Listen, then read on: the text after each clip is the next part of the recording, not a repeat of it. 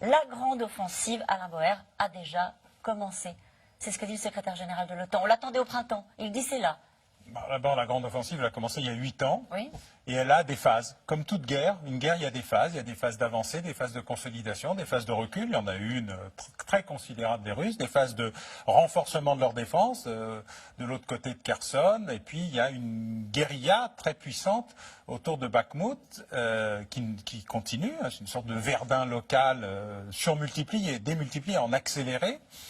Et puis on sait que depuis des semaines, les Russes annoncent, d'ailleurs on fait toujours la même erreur, c'est de jamais écouter ce qu'ils racontent, qu'ils ont le temps pour eux. Toutes leurs expériences historiques montrent une série de défaites suivies d'une victoire in fine par une accumulation de troupes, submerger les défenses adverses, réussir par la résilience, la boucherie, car ils massacrent leurs propres troupes. On est quasiment à 10-1 en mortalité à Bakhmout, alors que jusqu'à présent, on était à 2-3-1, ce qui déjà était considérable, puisque la différence démographique entre la Russie et l'Ukraine, c'est pas la même chose. Là, la concentration est là, et on est dans la même situation qu'il y a un an.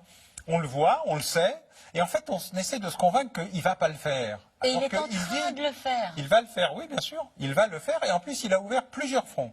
Il a un front qu'on ne regarde pas assez, qui est la Kaliningrad, qui est vraiment une enclave au cœur de l'Europe et qui peut menacer les pays baltes. Même si ça ne le fait pas, ça concentre des forces. Il a évidemment la Biélorussie qui lui a déjà servi la dernière fois et sur laquelle il essaye une nouvelle fois soit de refaire une offensive, soit de convaincre les Biélorusses d'y aller cette fois-ci, alors que nous, les Européens, leur avaient convaincu que ce n'était pas une bonne idée.